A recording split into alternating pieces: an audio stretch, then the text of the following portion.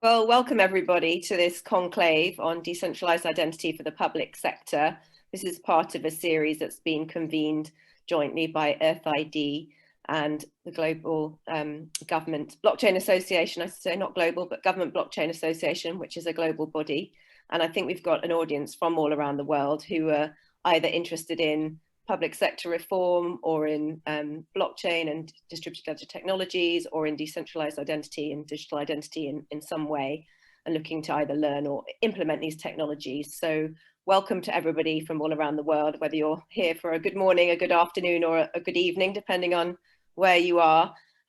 Just to briefly introduce myself, I'm going to be moderating the session. My name's Helen Disney. I'm the founder of a company called Unblocked, which teaches people about blockchain and distributed ledger technologies with a focus on how they can be implemented in different sectors of the economy, and also with a focus on how policymakers and regulators can better understand these technologies and the impact they're going to have on society. And I think we're going to have, first of all, a great group of experts to speak to you about this, who are really at the cutting edge of these topics. It's also a really topical moment for us to talk about this because of the pandemic that we're going through and because of the US election that's going on. I think we've seen a lot of issues that are touching on the issue of why we need digital and decentralized identity, whether it's, talking about voting fraud, which is highly controversial and topical topic right now in the US, whether it's, we've seen more cyber attacks on local government and government agencies during the pandemic. My own local council has been recently hacked. And so not only can I not get my recycling bags, but also, my data is potentially compromised, and digital identity is one way that we can potentially address a lot of these public service and public sector issues and failings. My connection to the topic is, before I got involved in the world of blockchain, I worked for about 15 years in public policy think tanks, and a lot of the work I did was around public sector reform, how we can modernize systems which are generally centralized top-down entities that don't always serve the purposes that we want them to serve. And when I discovered the possibilities that blockchain and decentralized technologies offer, I got very interested in how we can bring these two factors together. And obviously decentralized identity is kind of at the foundation of all of that, because without that, we don't really have a single way to interact with public sector organizations, and it's more difficult for them to deliver the services that they want to bring to us. So that's a fairly long introduction, but just to give everyone a chance to get onto the call. I think we have around 72 people here now, which is great. And do please introduce yourselves or put any questions in the chat. But we're going to kick off, first of all, with a keynote from David Shrier, who's here with us from Boston. So thanks for being with us, David. David is a well-known futurist based at both MIT and the University of Oxford, and he's written a number of books on data, on blockchain, and I think he's got a new book coming out. So David, we're looking forward to hearing some hopefully provocative remarks from you and get us all thinking more deeply about this topic. Great, thank you, Helen, and thank you everybody for taking the time to listen to this conversation about distributed public sector identity. So let me just share my screen and we'll dive right in. So I thought what we should talk about for today is avoiding identity dystopia. Okay, so there's a lot of potential and promise with decentralized identity, but also some risks, which I'll highlight in today's discussion. And hopefully that'll be a nice fire starter to get the conversation going with the panel and in the chat.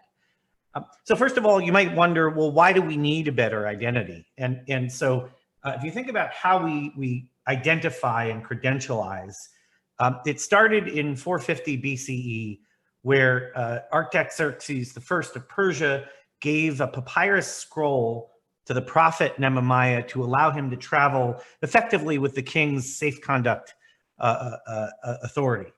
And that piece of paper was the first sort of, you could think of it as the first passport. We have not really updated our identity technology in 2,500 years. And when we started incorporating things like, chips on little identity cards and things like that, biometrics, we repeated all of the same problems of the past. And so, we've got systems that are centralized, they're forgeable and hackable, and they're pretty analog, they're static. So as things about me change, the systems are not keeping up with me. And when we started creating identity online, we repeated the mistakes again. And things like user ID and password, which are ways of identifying us, are just repeating these hackable, forgeable, analog model identity systems. Furthermore, this whole system of how we identify people globally is significantly broken. There are a billion people in the world who effectively don't exist in the eyes of government. They're nameless. They have no legal identity. And about 90 million of them nearly are refugees who are also stateless. And so, you know, we're failing a billion people with our identity systems. Now, when I go into talking about solutions, a priori, we need to assume that government will never give up control, at least not voluntarily, of identity. So when we think about things like a distributed identity system, it's not going to look like Bitcoin. And there's no Bitcoin analog identity the government will permit to function as a means of people and government interacting with each other. So a little more on that later, because there's an important asterisk, but government will never voluntarily give up control. So let's look at some of these early experiments in public sector distributed digital identity. So if we think of it as a spectrum, you know, where on one end of the spectrum, the government is issuing the distributed digital identity, and on the other end of the spectrum, the government is acting more like a supervisor to ensure that there's fair play. You know, Papua New Guinea has done some really interesting work, and a good friend of ours, Jane Thomason, was heavily involved in this project around biometric identity that was tied to blockchain, and addressed critical inclusion issues like literacy rates. So people could basically use themselves as their identity. I am my own identity, right? Really strong biometrics. On the other end of the spectrum, Bermuda actually toyed with the idea of the government issuing digital identity credentials on blockchain, and then they backed off and went in a different direction. We said, all right, we're going to release guidelines that says, if you're a private sector provider of blockchain identity, as long as you comply with these guidelines, we will consider it to be, legitimate or valid. And then somewhere in between these two extremes are some of the experiments that the Emirates has been playing around with Emirates ID. So they had a highly centralized biometric identity system, which was pretty good actually in terms of what it could do for you. And then they began exploring ways in which, maybe certain authorized entities could serve as nodes on this blockchain identity and even issue identity credentials under the aegis of the government. And we talk a little bit about identity and developing world issues further in the Commonwealth FinTech Toolkit, which you can find on the Commonwealth Secretariat website. But these are some of the early experiments that people have been playing around with on public sector distributed identity.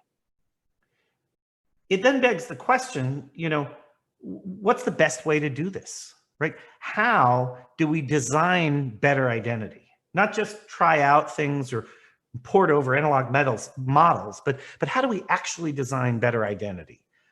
First of all, I will say that blockchain can make identity more resilient and robust. This is something I firmly believe. I am not someone who is a wild-eyed believer that blockchain can do everything, but there are certain things that blockchain can do well, and identity is a natural use case for better cyber resiliency and a more robust identity management system and identity governance. In addition, if we're designing a better identity, this distributed identity, it needs to sort of reflect us better, right? It should not be that static fixed identity card or physical passport document, but it should sort of look like the way that we live our lives. So when we think about how we live our lives, there's one way that we present ourselves at work. We present ourselves differently when we go shopping. Someday when there's a vaccine, we will once again go out to bars and nightclubs and restaurants, and we present a different identity there. And when we're talking to our healthcare professionals, we have yet another aspect of ourselves that we present. And I really hope that you don't talk to your coworkers in exactly the same way that you talk to your medical care professionals. But all of these are personae. Right? Each of these is a persona. It's an aspect of me. It ties back to who I intrinsically am, but it has a different use case, if you would. And this goes into this design of a better distributed identity system. So the building blocks, if you wanted to create sort of an archetypal or ideal, robust, decentralized identity, or DID, you want to look at a few dimensions. So you want to have strongly provenanced attributes. All right, what does that mean? That means that the thing that's actually me gets represented in a way that is unique and ties back to me. So the digital twin that we're creating of me has aspects of it that really are attached to me and not Helen and not Shiv, not anyone else. Okay. We need a transitive source of trust. So as we're going from the analog world to the digital world, we need a very strong way of porting over all of those attributes of me as me into this digital twin. We should have the ability to be self-sovereign around this identity. And that's a fancy way of saying, I control my identity, right? So if you think about what I described just in the prior slide about personae, I need to be able to show up when I go shopping on Amazon and protect all of my other personal information. So Amazon only has a tiny narrow window into me that basically says, yes, he has enough money to buy that thing he wants to buy, and here's where to send it, right? And we should have the ability to issue those versions of ourselves, those personae, and then pull them back when we want to. There should be privacy preserving verification. So one of the problems that we have compounded under COVID is there's already a ton of data about us that's flying around out there in all sorts of poorly controlled databases. And the health crisis caused people to open up medical information and movement data from telco as well in order to address public health concerns. And now all that data is flying around out there as well with poor controls around it. And so in an ideal world, we'd have control over all of our personal identity data, and there would be privacy preserving verification. Meaning, for example, if you wanted to go eat at a restaurant, I don't know, next month when lockdown ends in London, you could show up and there would be something that could say he had a COVID test and so he's clean, without needing to know that it's me, that it's my name, but having an attestation authority that says it's okay for him, right? And finally, and by the way, that privacy preserving verification thus avoids data leakage, which is a big problem. And finally, we need a legal trust framework that essentially says that all this digital stuff that we're creating on this distributed platform is actually legally enforceable. That if I were to sign something, sign a document using my distributed identity as a point of verification, that it would be legal. And it would say, yes, David actually did sign that.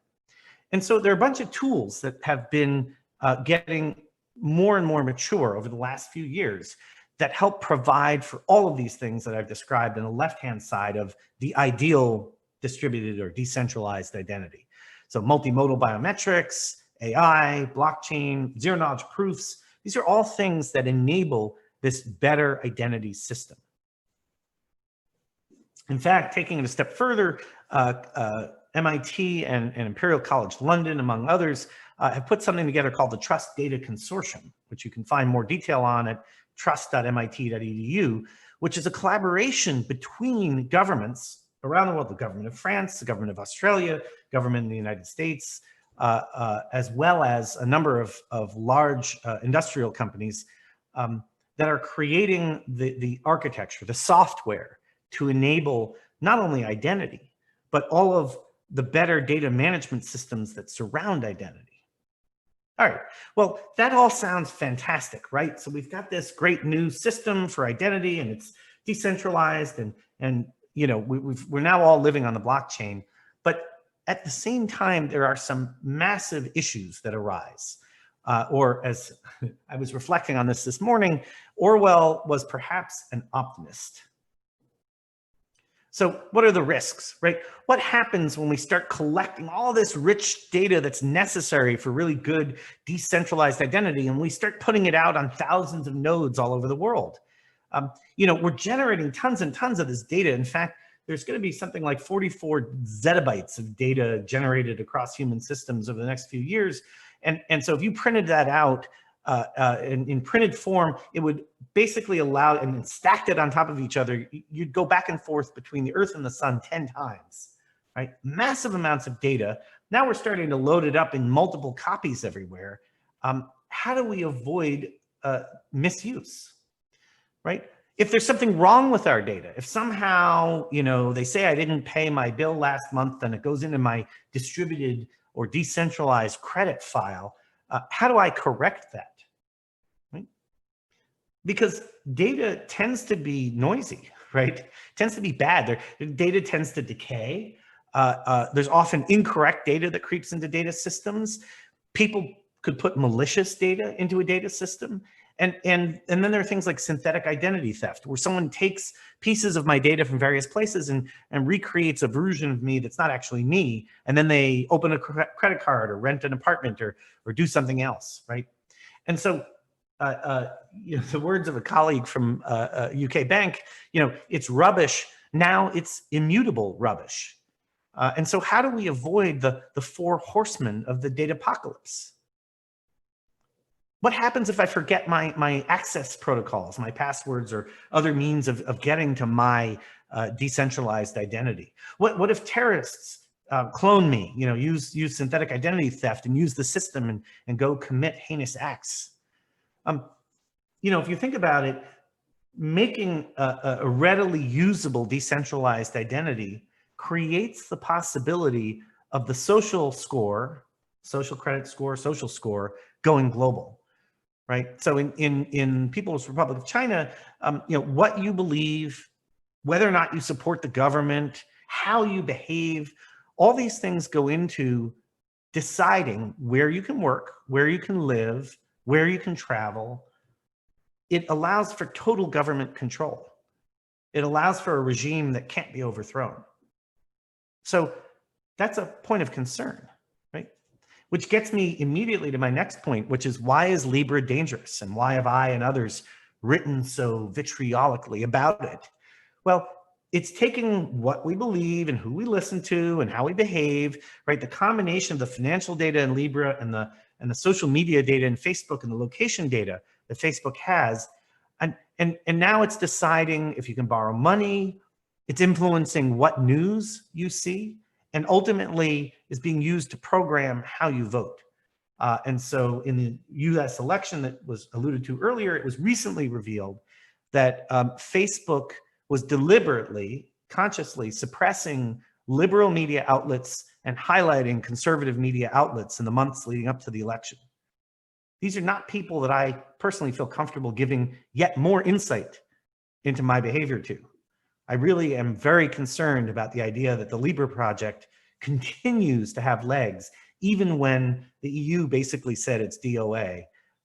We run the risk that this is going to turn into a poor person's social control mechanism, that developing countries that don't have powerful enough government regulatory regimes to push back on Libra will end up getting subverted by this stateless corporate actor. But let me not pick on Facebook. All of the major tech companies, the big platforms, are building some kind of identity provisioning capability that ties back to your ability to consume media or purchase things or in other ways interact with the world around you. And so in the absence of government action, we have seen corporate actors stepping into that vacuum. Nature abhors a vacuum, and the fangs and the bats have very gleefully stepped in to create digital identity solutions that are not distributed and have poor governance for, from the perspective of the individual. And so they're not equally evil in how they're doing this. Some of them are much better than others at showing you what information is being collected on you and how it fits into your identity profile, but you still don't really have control over it. And it does not have those ideal attributes we talked about earlier. So with that, I kind of leave you with a provocation for conversation today, which is, how can the public sector foster an enlightened, decentralized, or distributed identity? What can public sector do to shape something that will actually be for the benefit of society rather than run into some of these concerning areas that I've described? So my slides will be available through the Earth ID folks if you want to go back and review anything at length. As Helen mentioned, I have a few books out that are kind of relevant to these topics and go into a lot more detail. My next book's on AI and the future of work, which uses a lot of these identity data to help you do better at work rather than have AI take your job. So these are my coordinates, and happy to follow up with anyone who's interested in chatting further. Back to you, Helen. Thank you very much, David. It was really fascinating. And I think, you've said a few broad, very important parts. One is that our ID is a multifaceted thing, and trying to capture that in the right way whilst, hopefully improving the delivery of public services and allowing us to protect our data. But, we also have risks from the government, public sector side, and risk from the citizen side. So we need to think really, really carefully, because even though we have a whole variety of tools, that in different ways could combine to give us this product of a decentralized identity, we need to be able to think about how we implement that and what the societal implications are, because everything is moving very rapidly, and Libra is a good example of that. We could have, on the one hand, a world in which we can transact and make micropayments, the click of a button, and people could be empowered to have the ability to be part of the global financial system in a way they haven't ever been before. But what are we giving up as a result of that kind of possible explosion of new technologies? So it was really interesting. I was thinking maybe we should have had this on Halloween with all your talk of the fangs and the bats. So we could have had a very topical discussion of decentralized ID on Halloween. But we think we're still close enough to talk about the fangs and the bats a few days after the Halloween celebration. So thank you so much. We're going to move now to another expert in the field who is also working closely with Earth ID on actually seeing how we could bring this into practice. Debajani Mohanty is here. She's the author of various Amazon bestsellers as well, looking at blockchain from the concept to its execution. And she's prepared a presentation for us, which is going to have a deeper look at self-sovereign identity and decentralized identities. So I'm going to ask Tracy to play the video first, and then Debajani is also here to answer any questions, but the presentation is going to run through first. So over to you, Tracy, to set that up. Ladies and gentlemen, I welcome all of you to the session on decentralized identity for public sector. So before going ahead, a brief introduction regarding myself. I'm Debajani Mohanty, blockchain author of 5 books, and you can find my books on Amazon. And my latest work is Blockchain for Self-Sovereign Digital Identity, and I have been working in this space for past 2 years. Blockchain is on hype for last 3-4 years and regularly showcased on the Gartner's hype cycle. There are quite a few blockchain use cases which have reached production or still in UAT, but there are some use cases in blockchain which are still in the phase of research, and more work needs to be done in this area. SSI is one such area, but at the same time, it's worthy to note that SSI is also an area of mass adoption, which ultimately everyone on earth would use. Let's find out how. SSI is a form of digital identity. So digital identity is any personal data that identifies you online and which is really helpful for onboarding or registration processes, identity management, authentication, authorization, access to online data, and deregistration. Basically, this would help users online to initiate any kind of business relationship. In last 1 decade, the adoption of digitalization has increased many folds, and so is the hacking, especially in the personal identity space. You can find so many big names here like Adobe, eBay, Anthem, and the kind of people that got affected are in hundreds of millions. And the kind of data that got exposed to hackers were as sensitive as the bank details, credit card details, passwords, etc. So the major issues for this kind of mass data breach are quite a few, but if we take the top 2, then they are the centralized server and the weak passwords. Now let's see how we can deal with these two issues with the right use of SSI. Last 3 decades, the identity management has taken many different forms, from centralized storage to federated identity and now SSI. So in a centralized storage, the user has to log in with a separate set of user ID and password to each of the servers, and each server handles its repository which in a centralized way. In federated identity, the consumer logs into an identity provider, which again is a centralized storage, and it responds with a token using which the consumer can log into different third parties. So in both these approaches, mass hack is possible and it can lead to single point of failure. Now let's cover the architecture of self-sovereign digital identity. So in this architecture, there is no centralized repository. So every user have got their own digital wallet. So this is called an identity storage or an identity wallet. And in this wallet, the user can keep on accumulating credentials issued by different issuer. So here you can see that there is an issuer and there is a verifier. So the verifier is somebody with whom the user is sharing his data. Now the issuer could be somebody like the passport office, and the verifier can be somebody like the visa office.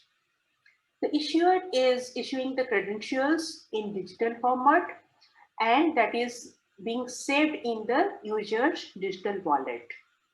Now, the user can pick up some of these details and share with the verifier in its natural form or in a Boolean form. Like let's say I'm Dechani Mohanty, so I would be sharing my data, my name as it is with the verifier, which is the visa office. But if the visa office wants to know that whether my age is more than 25, I really do not need to reveal my date of birth. Only a Boolean flag would be enough, and the verifier would know that my whatever information I'm sharing is correct, right? So how that happens is through a hash. Now the issuer, when the issuer is issuing the credential, is also sending a reference of the data to the blockchain, which is kind of a hash. So the verifier, once the data is shared with the verifier can check on the blockchain whether the data is a valid data or not, right? So the integrity of the data is tested and the validity of the data is also tested by the verifier. On a later point of time, if there is a need, then the issuer can also revoke the data. So how they can do it? By adding a small amount of data to the original, and so that the hash changes on the blockchain. If the hash changes in the blockchain, on a later date, the verifier can see that even if the data was shared with the user, but it is no longer valid. So it is revoked by the issuer. So each of them have got some power with them. So this kind of architecture is good for the integrity of the data, the user's ownership, as well as validity that the verifier can check.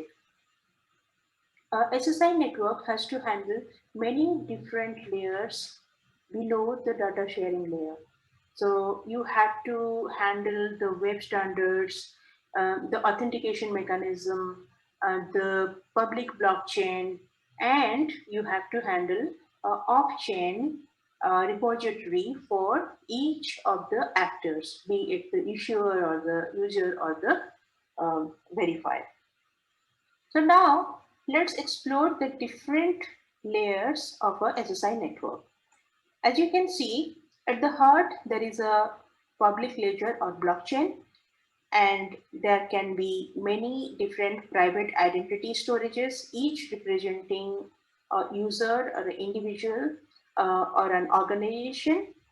And number 3, optionally, we can have many agents or hubs, which basically help different parties to communicate with each other. And then finally, we have a layer for the client devices, for the client to connect to this SSI network. So the system architecture is very similar to this. So here, each user or individual can connect to this network using their own registered mobile device. So the user ID is replaced here with the mobile device, which is already registered, and the password is replaced with the biometrics of the user. Now, each user is having their own digital wallet or identity wallet in which the user's data is safely kept in a data vault. And there is a public blockchain where all the creation of the decentralized identities happens. Also, as I earlier I mentioned, the revocation is also handled over here. So this blockchain network is handled by validated nodes run by stewards. So basically, these are the organizations who collectively take decisions or collectively, handle all the transactions and all the business of this SSI network. So these are called stewards. Now, let's explore some of the real life use cases that the governments across the globe are working on. First one is by Australia. The Australian government is delivering digital identity, a program that would allow government services to be easily available to people and business online at any time. So the government is creating decentralized identities for each and every person so that they can have easy access to services as taxation, welfare, health, education, banking, etc. And also they're using biometrics, liveness test, and binding with individuals' identity. One of the pioneers in implementing SSI is the government of Singapore. So the Singapore government is authenticating its 4 million citizens online with facial verification supplied by an organization called iProof. So simple face biometric check would provide the Singaporeans with secure online access to government services, and also private enterprises would be able to take advantage of the national digital identity infrastructure to authenticate the customers online. Basically, everyone would trust the certificate issued by the government, and if the user is certified by the government as the first issuer, then others can trust that person as they are. Another very interesting SSI project is currently being implemented by the government of Canada. It's called Tell Us Once. So this is also implemented by the state of British Columbia. So where the government is actually issuing digital credentials to different organizations who wish to work in that province. So, so basically, what happens? Let's say that I own a supply chain organization in India. So I want a couple of suppliers from Canada. Now, I do not know that the organizations who are working were claiming to be, claiming to be the right organizations for supplying a particular product, but I do not know whether their certificates are actually real or fake. So I would be trusting a certificate issued by their government. So this is what the government is doing.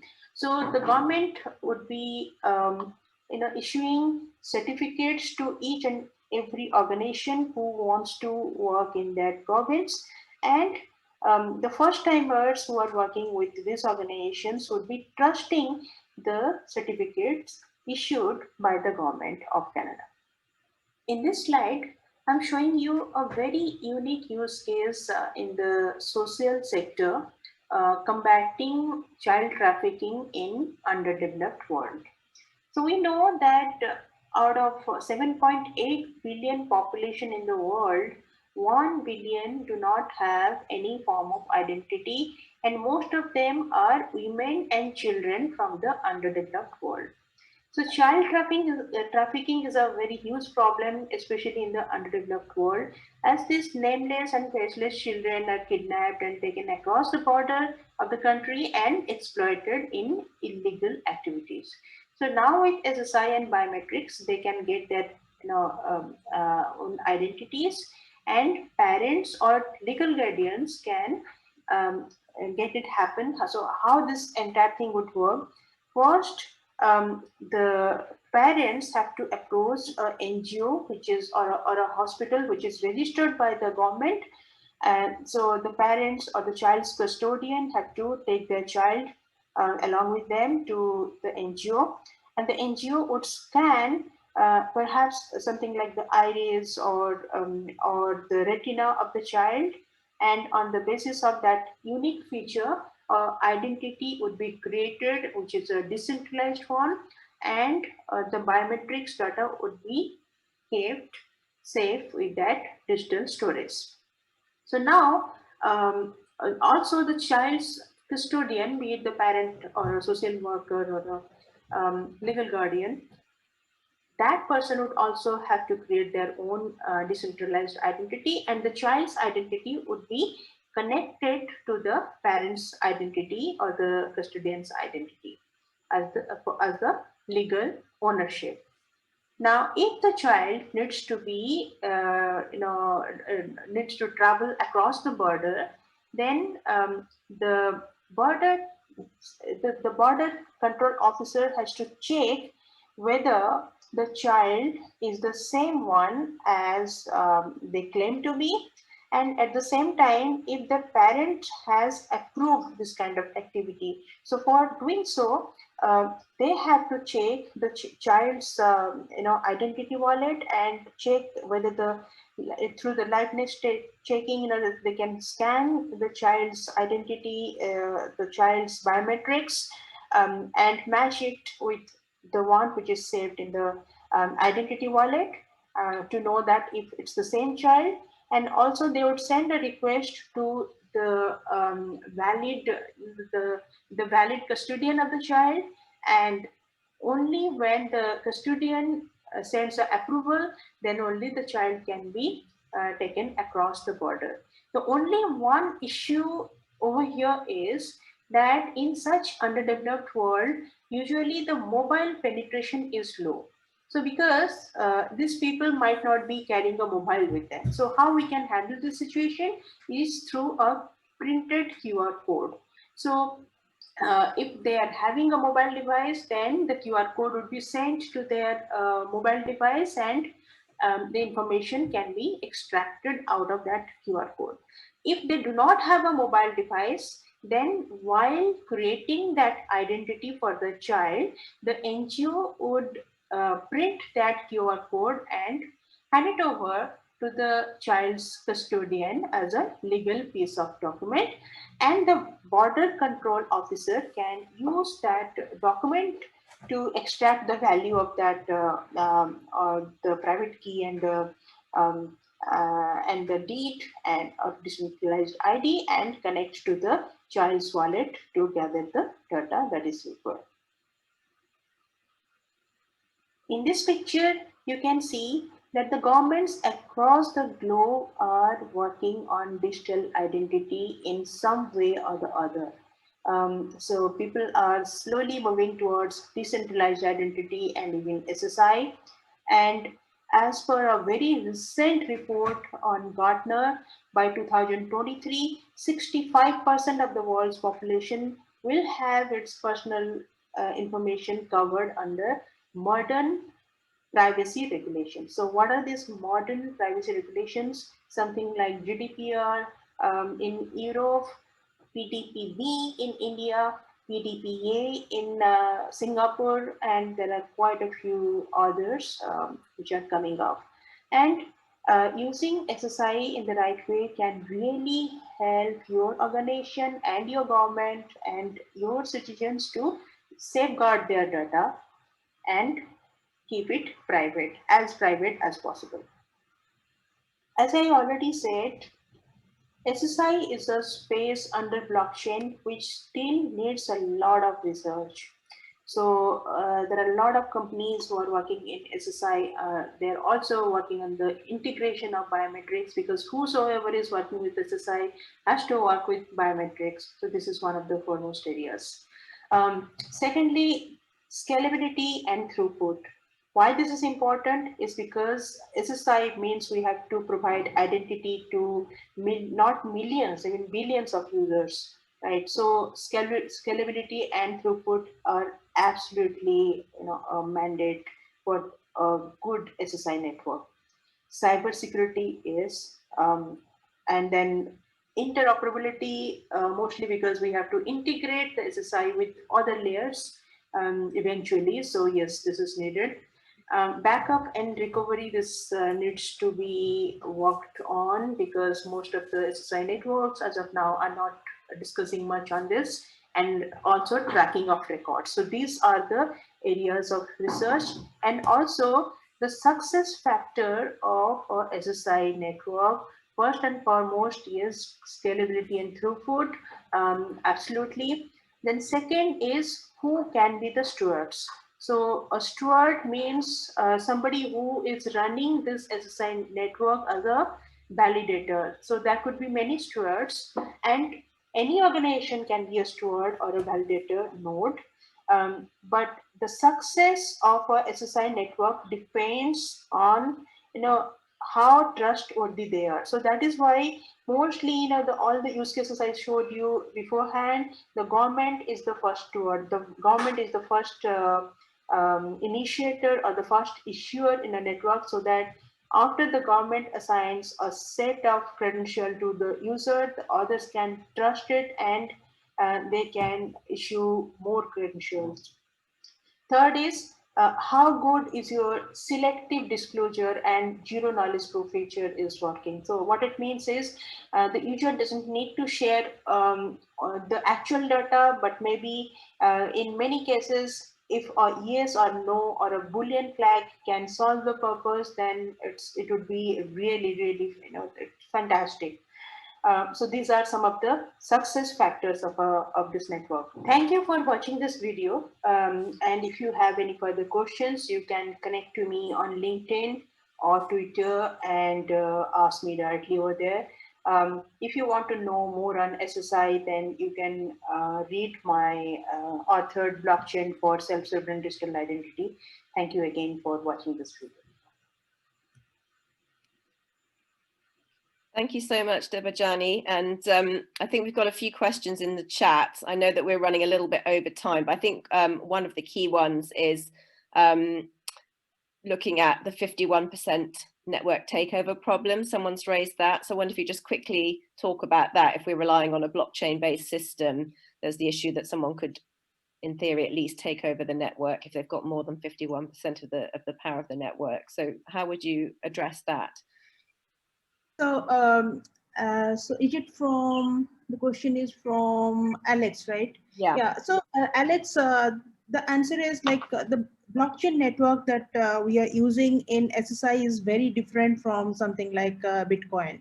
So Bitcoin uses this 51% model, which is proof of work. Blockchain works in a very different way. So you need to understand that, SSI has got many different layers. It's not only a public blockchain, there are different layers to it. So and the consensus model in the blockchain used in SSI is very different as well.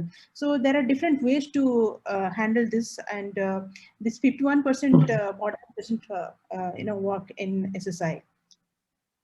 Thank you. I mean, it's a difficult question for sure, and I think people starting to explore this will kind of understand that there are, public blockchains, there are private blockchains, there are different types of distributed ledger networks that have different features, and so you might not necessarily want to build a decentralized identity system on the Bitcoin network, for example, because of that reason, and maybe other reasons to do with speed of the network and so on. But thank you so much for that for now. I think we're going to move to our panel discussion, and hopefully we'll come up with some of the other questions that were raised about legislation, which Liz Tanner has raised, and also the question of the human trafficking part. But what I want to do in this next session is bring in some of our other experts. So we're going to look specifically at public sector use cases, and we have a great panel with us. So I just want to start by asking them to do a very brief introduction to who they are. A lot of them are trying to implement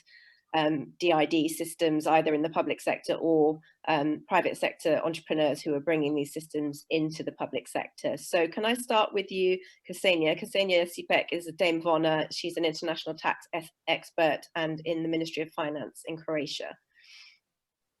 Yes, thank you very much for the invitation. It's a really actual topic, and I look at that from the perspective of the state and the perspective of the tax administration especially. So the tax administration has a huge database and is responsible for collecting and timely collecting the taxes. At the same time is responsible for quality e-services to the citizens and for the taxpayers. Mostly and usually the work is doing through the IT system, and identification of the taxpayers, correct identification, is crucial. In Croatia, at the state level, we have e-citizens system, which has established, and from the perspective of the tax administration, we have e-tax for electronic services. So in both systems, identification is required. Electronic services in the e-citizen system can be accessed by selecting a service which is available in the menu, or by selecting a service via personal user box. After selecting the desired service, the system redirects you to the National Identification and Authentication System, named NIAS, where you are offered a list of acceptable credentials that can be used to establish your electronic identity. By selecting and entering credential data, NIAS determines your electronic identity. I mean the ID, name, and surname, and delivers it to the service you want to use. But it is enough for the user to authenticate only on one e-service for several different systems between which is common connection, common link. The user is authenticated once per session, and the NIAS system provides access to all e-services that require authentication with a credential of the same or lower security level, without the need for reuse of the credential by the user. So we see that by the side of the government, we try to have one point that, or one identification for many or several services. And I think that this is a very good, but I will say for now, good, but starting point for moving to actually which I'm interested in, that is self-sovereignty identity. Thank you, Ksenia. And we're going to come on a bit more to why this is a priority for public sector. Obviously, we're working in depth on that front. But I just want to bring in Rama now as well. Rama Devi Lanka is Director of Emerging Technologies for the Government of Telangana in India. So welcome, Rama, and please just tell us briefly about your connection to the topic as well. Yeah, thank you, Helen. Good day to everyone. I'm Rama Devi from Government of Telangana. It's one of the states in India. I'm proud to say that we are one of the leading states in India where we're using blockchain in a number of use cases. My role primarily revolves around how do I, formulate a policy framework for a particular technology like blockchain and identify various use cases within the public sector, to leverage that particular technology for various it could be for various purposes, like it could be delivery of services to citizens, addressing a certain pain point, improving the internal efficiency, or even, containing fraud or corruption. So there are a whole lot of use cases that we're currently working on blockchain, ranging from land records to microfinance area to public distribution system. And the recent ones, which I'm really excited to talk about, are vaccine tracking and online voting system. Yes, DID is very important to us because a number of services are being, delivered to the citizens. We have Aadhaar, which is a digital identity given by our federal government to about 1.2 billion people in India. So we are leveraging that digital identity to offer various services by the government. But yes, there are challenges because this particular digital identity is stored in a central repository. While it is secured, the verification mechanism or the authentication mechanism is very robust, and it has given a legal identity to millions of people, poor people. But still, yes, there are challenges that we need to address. Yeah, thank you, Helen. Thank you so much for your work. And it's great to see, first of all, such a wide variety of use cases going on in your state, but also that you've been able to incorporate these into ISO standards as well, because one of the issues is obviously everyone's trying to solve this problem in different ways around the world. So if we can get more standardization, then hopefully we can move this along quicker. I'm going to introduce Dr. Alex Kahana next. Alex is a blockchain expert with the UN CFACT, and he's also a board member for Ada Labs in Africa and very interested in blockchain and healthcare specifically. So Alex, welcome. Hi, Helen, and thank you for GBA and Earth ID for inviting me to this fascinating conversation that I think now with COVID, everybody understands how timely it is. My interest, and hopefully that'll come across on the panel questions from the healthcare perspective, is going to be a tad different than what has been discussed until now. This group is very into privacy, and obviously privacy and security. Blockchain can do a lot of things. There are issues of capacities of trading. What I'm interested in is mostly self-sovereignty. And I'll talk a little bit about that as a physician who's been involved in the integration of technology into the clinical workflow.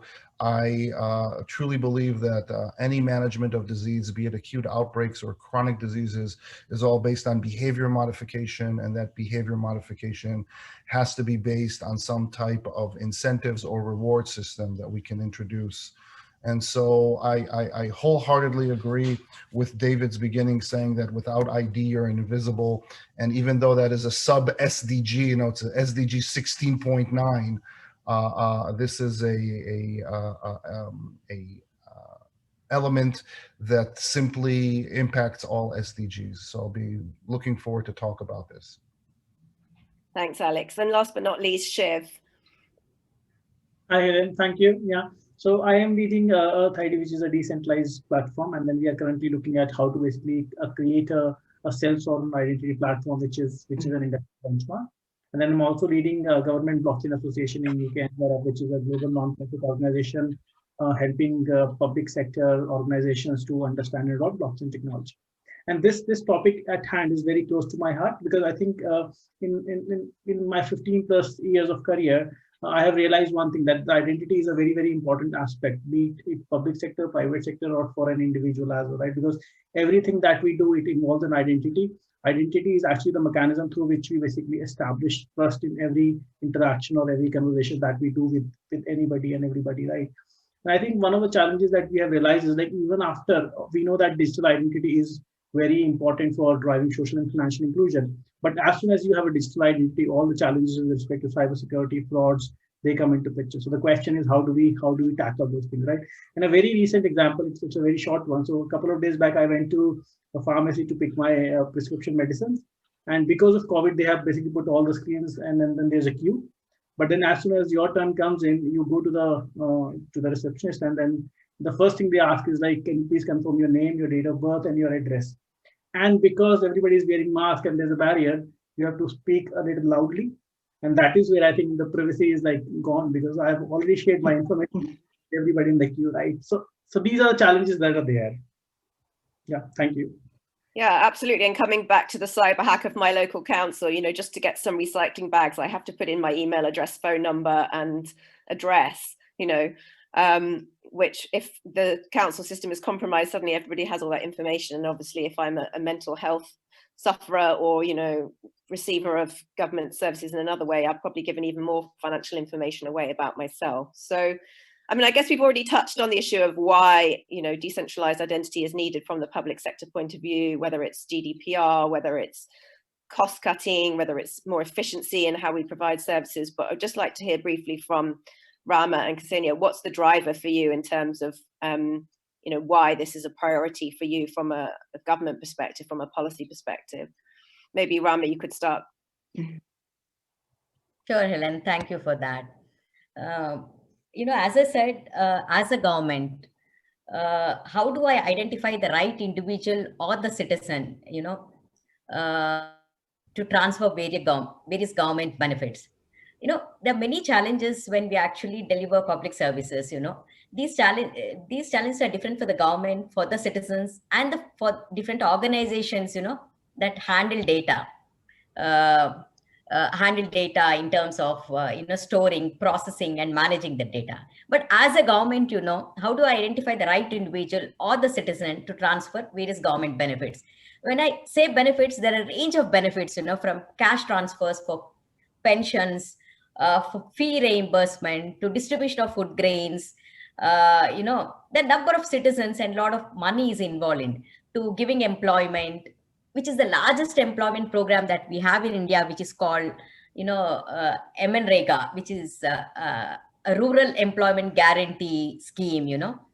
To just give you a sense of the size and scale of this project, you know, there are about, I think, 70 to 100 million poor men and women are given work to do. And till date, around 87 billion USD dollars have been, you know, disbursed to these working people. So just, this is the size and scale of the projects that the governments handle. Of course, this is at the federal government level, not at the state level, the numbers that I'm just sharing with you. So, I mean, it's huge, you know. So when it is such a massive program, how do I ensure that I am delivering the service or the benefit to the right beneficiary, so that, you know, whatever, it could be food grains, it could be cash, whatever, or it could be certain, you know, benefit that I'm actually giving it to a citizen, it's not, you know, misused by somebody else. So that's the biggest challenge that actually we are seeing, you know, when we are delivering, though we have a digital identity, but again, you know, it's a challenge for us. As I said, Aadhaar, you know, is a digital identity or a unique identity that is has been given to about more than 1 billion people in India. While this solved the problem to a great extent in identifying a particular individual, but anyone who has that Aadhaar number, it's similar to Social Security number in the US, and you have an OTP, you can impersonate anybody. So what is the answer to this problem? And I believe it is decentralized identity. And I just want to share another example that we're currently working on. All of us know about the current election scenario in the United States. Mr. Trump, he doesn't really trust the postal ballots, right, count, and we're seeing it on TV, media channels. So how do you bring in trust and transparency in the whole system? In fact, you know, because of this pandemic, a lot of senior citizens, they're not willing to go out and vote. We are going to have, you know, local elections or the municipal elections in the next month. So we're just trying to see how we can encourage senior citizens to go, to vote, you know. So we are actually working on an online voting system. And actually Shiv called me on something. I said, I'm really busy with this project, Shiv, and I have a deadline to meet. I'm not sure even if I can make it to this, you know, event, I told him. When we started working on this design for, you know, it's like we want to actually enable them, you know, vote using a smartphone, an app on a smartphone. But the two biggest challenges that we are facing, how do you identify the genuine voter? Well, we have the Aadhaar number, but again, as I said, anybody can impersonate you. The second challenge is, how do you ensure that the genuine voter is voting in a free and a fair manner as required by the democracy? Well, facial recognition system is, and facial identity, you can call it, is another way of, you know, meeting that challenge or addressing that challenge. But again, there are ways that somebody can actually, come around it, or, get by that particular solution. Well, we are working on the solution. Certainly it's a blockchain based solution, but again, it's not a decentralized identity. And I'm glad that I'm participating in this event, so that to understand what decentralized identity means, what it takes to have a decentralized identity. But in this particular voting system project, since we have a very short time window, we are not really going for decentralized identity, but we are using, our digital identity for authentication, and the entire voting process will be on blockchain. Thank you, yes. Rama. I think you've identified a few really key points there. One is the fact that a digital identity is not necessarily a decentralized identity, and we need to think what the risks are, because actually we could have greater risk by having a digital identity that's highly centralized, because we could have even greater risk of data breaches potentially, or people fraudulently impersonating somebody else. Also, even if you have a blockchain-based identity system, there's degrees of decentralization you can have within that. So it's not necessarily just because it's blockchain-based that it's fully decentralized. So, there's a whole range of possibilities that we might want to think about when we think about how we implement this. I'm going to come to Ksenia now, just to ask you from your point of view what the public sector drivers are, and then I want to bring in the entrepreneurs to say from the other side, how hard is it to actually sort of try to get procured or try to insert these technologies into the public sector, because that's also a huge challenge from the entrepreneur's point of view. But Ksenia, can you just briefly speak about it first? Because I know you haven't yet put this in Croatia, but you're trying to bring it in, right? Yes, absolutely. I will talk wider. So, as I said, from the point of the government, or for example, tax administration, we have an IT system. We have, as I mentioned, the examples in Croatia, that you have access to the e-services with just one registration, identification. It's very important for us. For government, is always important that, as my previous colleague said, that we have right person in front of us. So for the tax matters, I have to know 100% that is the taxpayer who have to some rights or have to pay something. But as I said, we have structure, IT structure right now, every tax administration.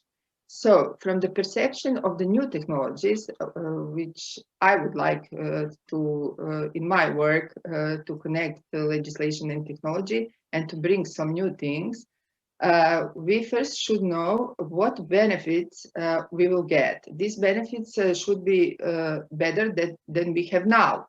So I believe that the blockchain characteristics and especially decentralization could bring us some kind of benefits.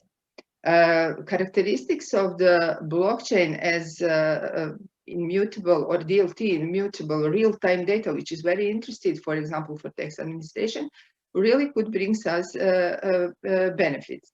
And of course, if we look at centralized database, they are very vulnerable. That could be some, if we are looking from the public sector, it could be some errors. But if you look at in the other sectors, in the private sectors, could be, I don't know, I share my data in many things, and this is not necessary. For example, I would like to share only my data when I made my date of or year of birth, so not my name, not my ID number.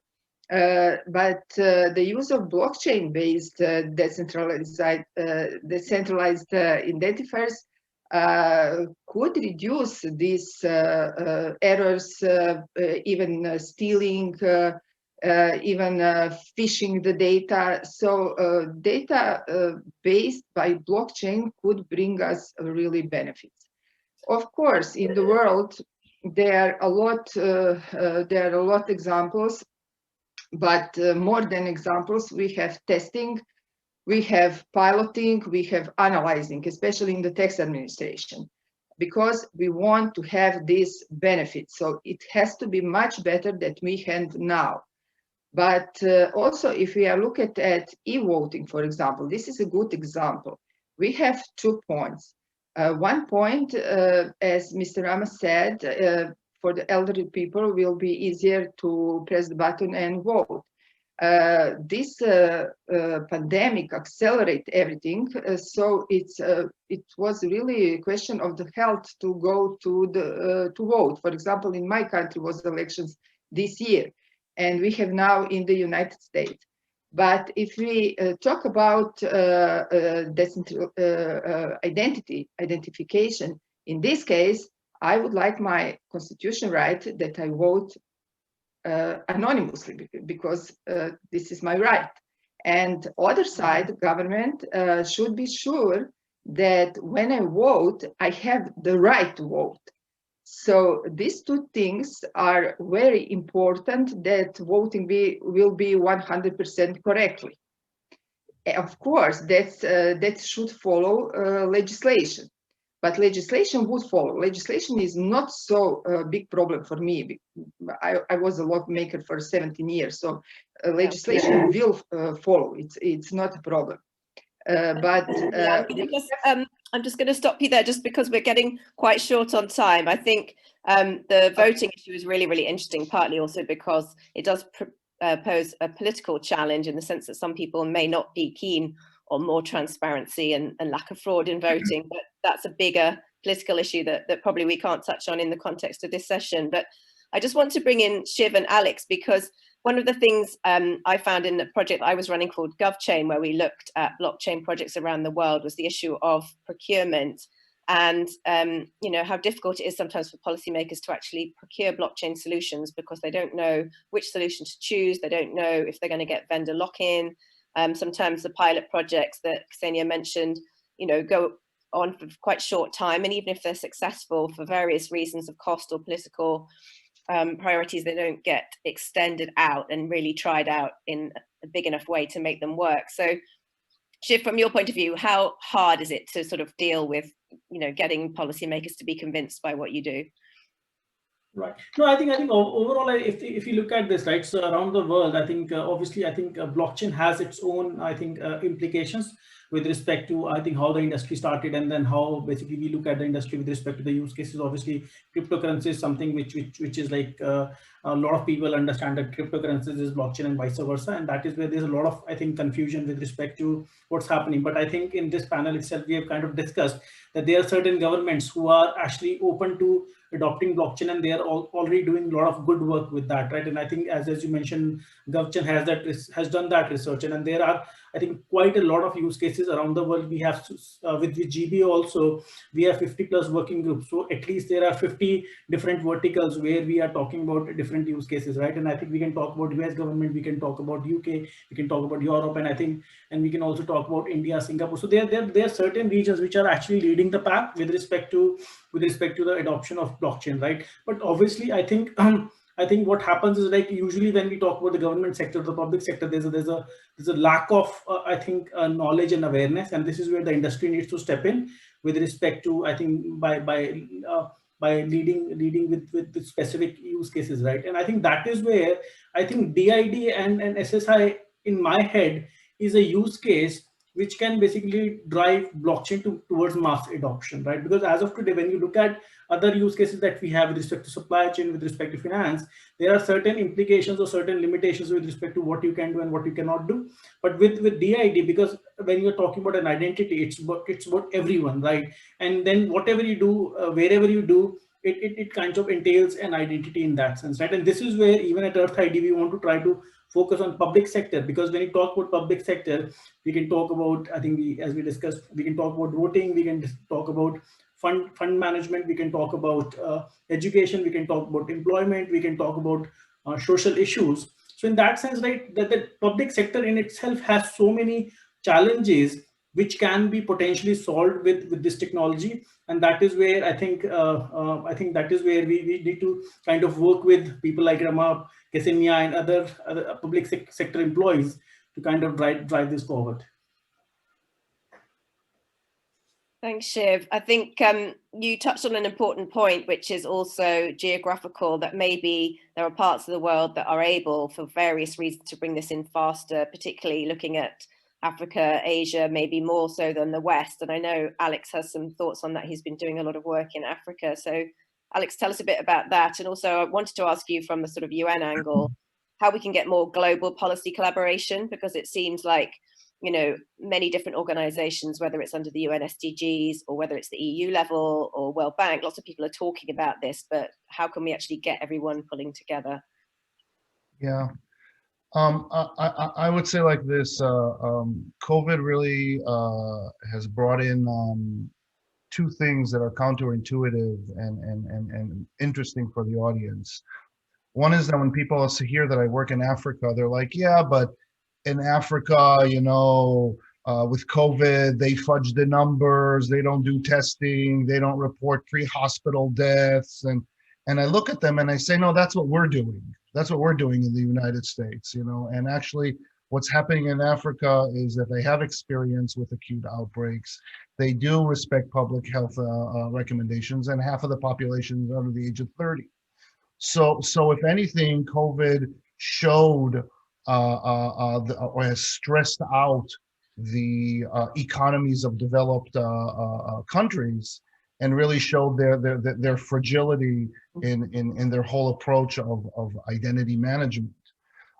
If I would go a year ago to a government and say, I want to do a decentralized ID project, they would probably say absolutely not, because that's the way they lose control over their population, or whatever perceived control they can think. And I'm not necessarily thinking of malicious biometric state, but you know, it's this idea of centralizing and standardizing and making sure that things are going quickly the way I do is, you know, very intuitive, and that's the way we were brought up.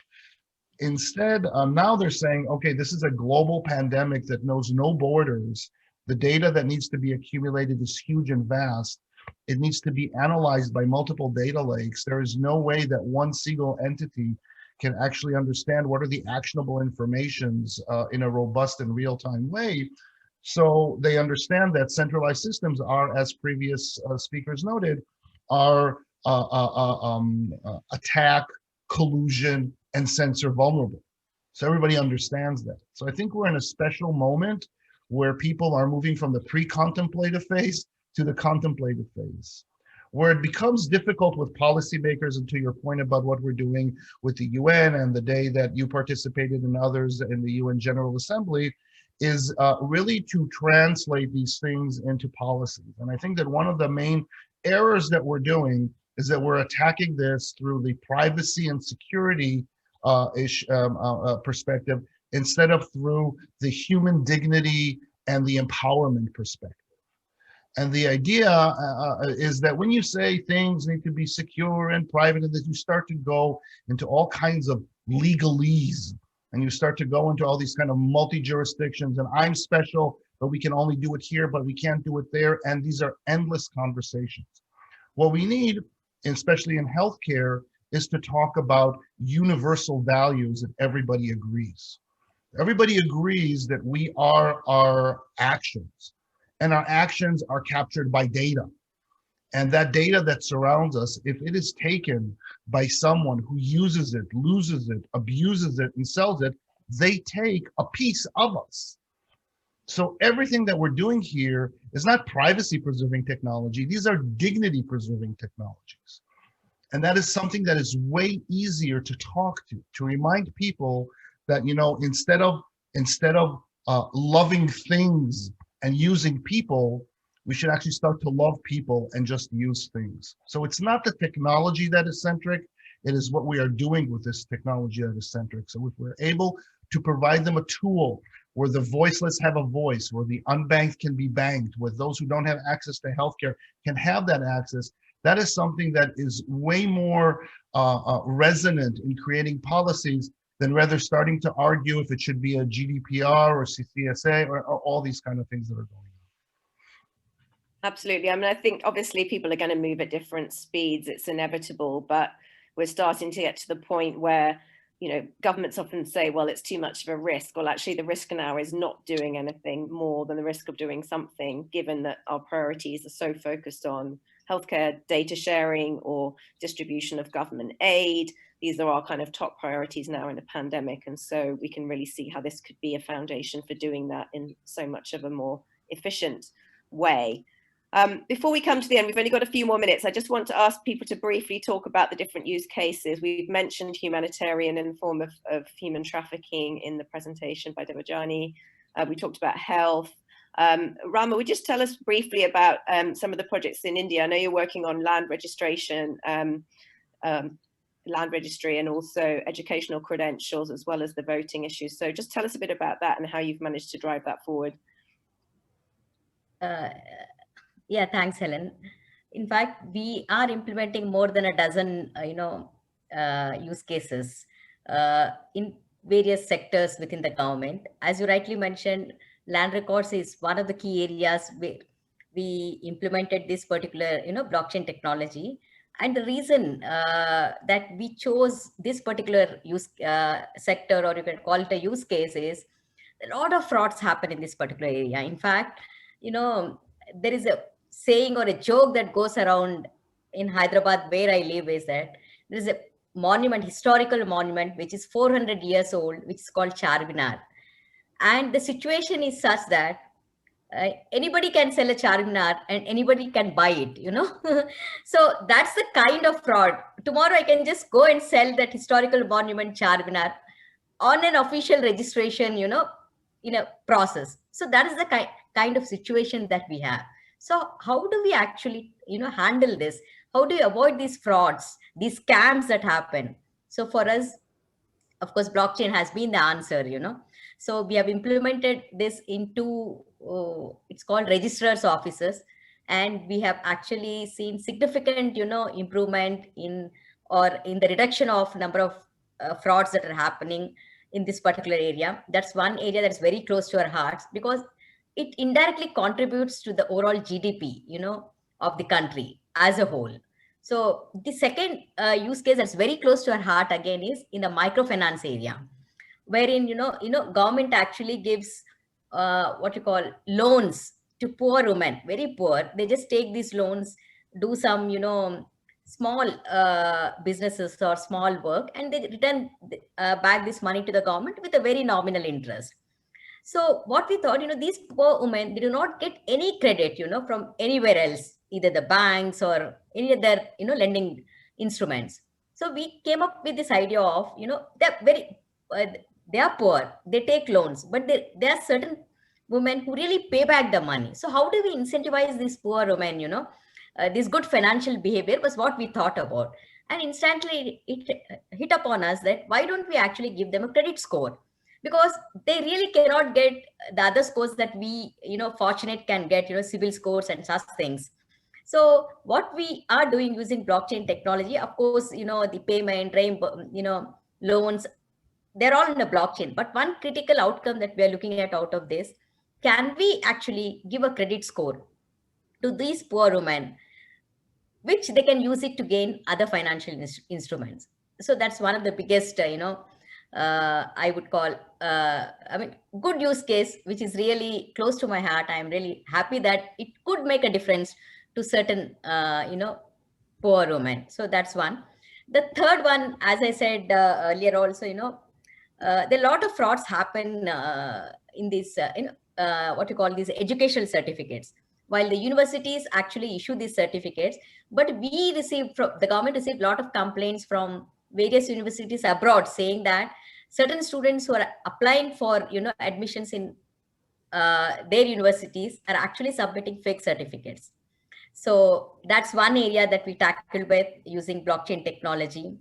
The third very important one, again, we are still working on is the vaccine supply chain. Tomorrow, 1.2 billion people. How are you going to handle COVID vaccine when it comes to India? So it's a startup company that's helping us out. Of course, there are a lot of big companies also approaching, and everyone is proposing blockchain. We actually started implementation with a small startup company.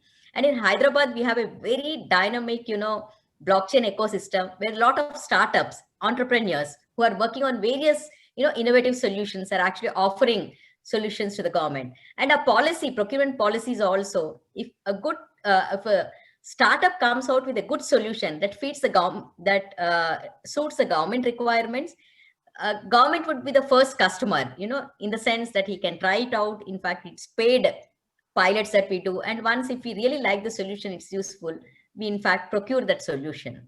So this is encouraging a lot of startups. We have incubators specifically focusing on blockchain, companies or startups that develop innovative solutions in blockchain. So there are a lot of use cases that I can go on and on, So if you have time, I can further talk. Otherwise, I'll stop here. Really fantastic. And I'm sure people will follow up with you to hear more about the different use cases. And obviously the COVID vaccine is the crucial problem of our time. So I wish you the best in all of your work on that. We've just got a few minutes left. So I just want to ask each of the panelists to close with a kind of vision statement about what do you expect to see over the next few years versus what you would like to see in the ideal world. So maybe Ksenia, I know you need to go in a minute. Maybe you could start us off with a closing remark from you.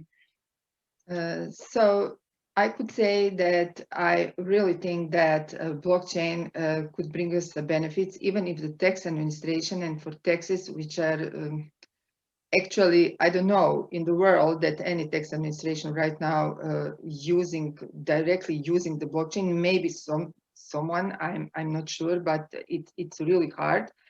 But blockchain has many potential for the tax system and the tax administration. But when we are talking today about a decentralized digital identity, I will say that the Republic of Croatia is a member state of European Union. In European Blockchain Partnership started an initiative of European self-sovereign identity framework. And I think that this is the beginning of something really new and really important. So how will people having the wallet really control their data? So the goal of this initiative are provide seamless cross-border service for citizens, help make institutions more efficient, and facilitate economy activity flow across borders. That's something, and some of the goals. And I think that this implementation will be very soon, and I will be actually very happy. So we can say that actually if you look at if European Union really follow what we are talking right now, and actually this partnership, European partnership for the blockchain, show us how at the high level blockchain is right now at the European Union. So we have to use these benefits, and I am no doubt about that. Thank you so much, Ksenia, for being with us. And you raised a very important point, which is that blockchain has now gone to the higher levels of policy discussion, whether Absolutely. it's UN level, EU level, and that certainly wasn't the case 6 years ago when I first got involved in the industry. So Absolutely. we have made a lot of progress, even if these decentralized identity projects are still at an early stage of implementation. So thank you for being with us. Rama, thank you very much. Come to you next. Thank you. Bye, Ksenia. Thank you. Bye. Thank you. Rama, you still there? Oh, we may have lost Rama. Okay, I'm going to come to Alex. Well, I think that if I would have to predict adoption, I would say that it is the lean economies as opposed to the obese economies. I don't like to use developed and developing because we're always developing towards something, and developed sounds like all our bases are covered, so we don't need to do anything else. So there are lean economies and there are obese economies, and COVID has caused these obese economies to start to get leaner and leaner by the financial contraction that is happening. So when you live in a lean economy, you really start to think about value and the value chain. You start to pay attention to what you expend, not only your resources, but your attention. And as we are block changing the world, to borrow Jane's new definition, we're block changing the world. I think that We have to stop talking about blockchain as a discrete technology, but talk to it as an addition to every other technology. So it's AI and blockchain, it's IoT and blockchain. It is genomics and blockchain. And so like the famous expression in the US that everything is better with bacon, so everything's better with blockchain. And I would think that as long as we focus our message, that it is not a technology, it is a mindset, it is a way of doing things, because technology does absolutely nothing. It's what people do with that technology. And so this idea of a community base that where we create an economic ecosystem that increases our rewards for doing things that help and disincentivizes predatory practices, and understand that this software solution solves the acute problem of trust and mistrust, that's when we're going to see massive adoption. As long as we're going to continue to talk about things, about stuff, show stacks, show all these, it's not going to work. People have to understand the why and not the how. Thank you, Alex. And I think we've really kind of dug into the why in this conversation. You know, people care about the end goal, not the technology per se. But if we can combine some of these new technologies together, and it isn't just blockchain, then we'll be getting a little bit further down the path of where we want to be. I think we have Rama back now, so I'm going to come to you, Rama. Yeah, Helen, I agree with Alex when he says it should be a combination of technologies. In fact, to add to what Alex said, it would be ABCD, artificial intelligence, blockchain, cloud, and drones. The combination is what I look at. And in addition to that, while we're experimenting with a lot of use cases, but ultimately, you know, it's the decentralized digital identity that I'm looking forward, because that really empowers people, you know, that's what I would look at, empowering each and every one on this planet. Over to you, Helen. Rama. Thank you, Rama. Our last comments are going to be from Shiv, who's our host. But before I turn it over to Shiv, I just wanted to read out this little quote from Professor Bill Buchanan from Edinburgh Napier University, because I think for me it sums up what we were talking about when we talk about, you know, the goal. And he said, as long as I sign my name on a legal document, as long as I receive a piece of paper which contains my right to vote, as long as I'm required to go along to community halls to discuss ideas that get lost along the way, as long as I have to continually inform public services about where I actually live and what my email address is, as long as we have no digital health record for our kids, which is owned by parents, I will still feel I'm in the 20th century. And I thought that absolutely summed it up from the citizen's point of view about where we are and what we need. So with that, I'm going to hand it to Shiv just to close us out. And I know there's another session on this coming up around telecoms. So hopefully he will give us a bit of information on that as well. Thank you, Helen. Thank you, everyone. And I think I would first like to thank all the speakers, because they have brought a lot of insights and thoughts and with respect to what DID is all about and what are the use cases that we have. And also, I think as some of the speakers mentioned, right? So DID is a phenomenon, right? It's not a technology. It's not a use case. It's basically, it's something which can change the world with respect to driving social and financial inclusion by providing access to global services across public and private sectors, right? So that is where I think this is more community driven, more global driven, right? So that is why this is a very, very important aspect, and that's very important implementation of various different technologies that we have with us, right? And I think at Earth ID, what we're trying to do is, like, we are trying to bring these innovative technologies to solve the problem of identity. But again, it's something which cannot be done by one organization alone, right? It's about a participation from partners, from people across the world, and then even representations from the public and private sectors, right? So one of the initiatives that we have kicked off is with respect to rewards program, which is more about how do we, because SSI is about data ownership, privacy, and it's also about how can we allow users to monetize their data, right? Because as of today, big corporations, they monetize our data with respect to Facebook, Google, and so many organizations are minting billions of dollars. But then I think the question is, if it's our data, how do we monetize that? And that is one of the concepts that we are working towards. And under that concept, we have launched this program where we want to partner with a lot of organizations who are willing to basically allow Earth ID users and SSI users to kind of basically earn rewards or monetization through the partnership program. So that is one of the programs that we have just launched. And if people are interested, they can scan this code to join us. It's a very early stage program. We have a few partners, but I would like to see hundreds and thousands of partners across the globe. Next slide, please. Okay, another program is like, because we understand that this is a relatively new concept, a relatively new technology. That is where we want university students and young professionals to participate with us, work with us, learn from us, and even basically teach us, right? So that is where we have just announced this program where students and young professionals can join us and kind of basically take this concept further, right? And we are looking at students from global universities and then young professionals who are kind of trying to either learn or they are trying to basically experiment with this technology or with this concept. So we would like to welcome such people to join us and take this further with us.